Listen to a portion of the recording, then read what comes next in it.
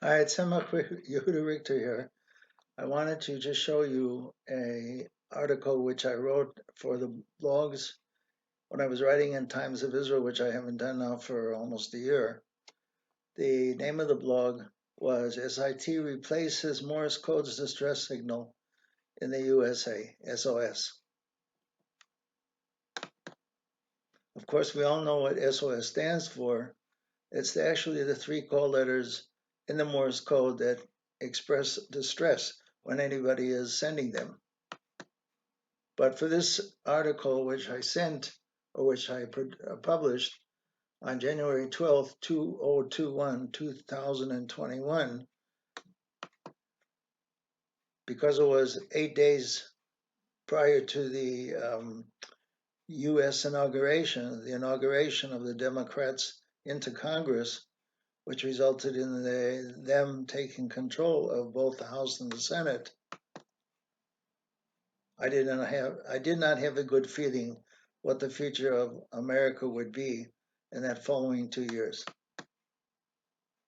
So this article is simply meant to tell everybody that you should either SIT, which stands for S stands for should, I is I, and T is take action, or alternatively, one could just sit and not do anything. When I was studying with Rabbi Levine, and he was showing me the code of Jewish law, it gave me enough confidence to go to my commanding officer when I was in the U.S. Army Reserves, who refused to allow me to take off Shabbos when we had drills at Fort Snelling as part of the U.S. Army Reserve requirements at that particular time in 1972. And I followed my own advice. I did not sit down, I stood up to the commanding officer when he told me that I would not be allowed to take off Shabbos when I came back from my basic and MOS training, which allowed me to become a Morse code interceptor. And I told him Shabbos is not negotiable. I am not going to come to drills on Shabbos. And because this was against Army policy, what the commander did, he had to find me a new unit where I no longer had to come to drills on Shabbos. That lesson taught me that if I have a principle such as wanting to become Shomer Shabbos and being and acting like a Jew and following the Torah, then I must continue to follow my convictions and do so. So just like this blog was produced and published on the 12th of January, 2021, which was right before the Democrats came to power, 8 days before that. This video is being recorded on the day before the midterm elections, which are scheduled for tomorrow, Tuesday, November 8th. It's sad for me to see what has been going on in the States in the last 2 years, especially in my hometown of Minneapolis. And tomorrow's vote obviously will help determine whether the Democrats will continue to stay in power or if we have a change in Congress. But that's not the intention of this blog. Of this video. My strength to make sure that I did not attend service, that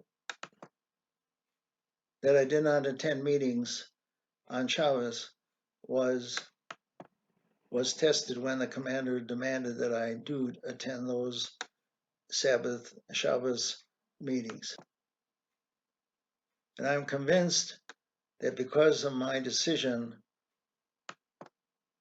myself and family have seen many favorable and miraculous happenings regarding our own personal situation. One of those was in June of 1996 when I was hijacked in Johannesburg.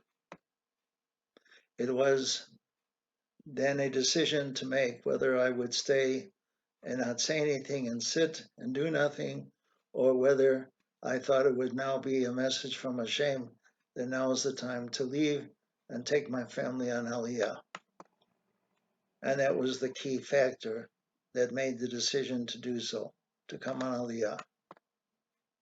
So 26 years ago in Parshas Lech Lecha, we read last week, we did the same thing. We also came together with my family. I came together with my family and my wife and our 7 children, and we made Aliyah all together. There were 3 messengers, I call them, that came to hijack me. And coming up in this week's Parsha, we have Abraham being visited also by 3 messengers. I'm not going to go into more detail. I just want to point out that directly following this video, I'm going to be posting another video that shows an exact description by the presenter, Tucker Carlson, who actually starts with the fact that Johannesburg was very well in the news, especially in certain quarters, that their hijack rate, the carjacking rate, has gone up very high. So just like he starts out his video with basically Johannesburg, it was where my decision and our decision took place that allowed us to make Aliyah. The Jewish community in South Africa is very well connected to each other. They look after each other, and so therefore the statistics that he presents is definitely not a reflection of what he is talking about with regard to hijackings and the amount of hijackings that take place at a certain time space. But what's interesting about his presentation is that at the end of the presentation, he mentions the city of Minneapolis, and he gives statistics as well. And so obviously, for me to give statistics about my hometown with regard to all the other places in America comes at a very big shock.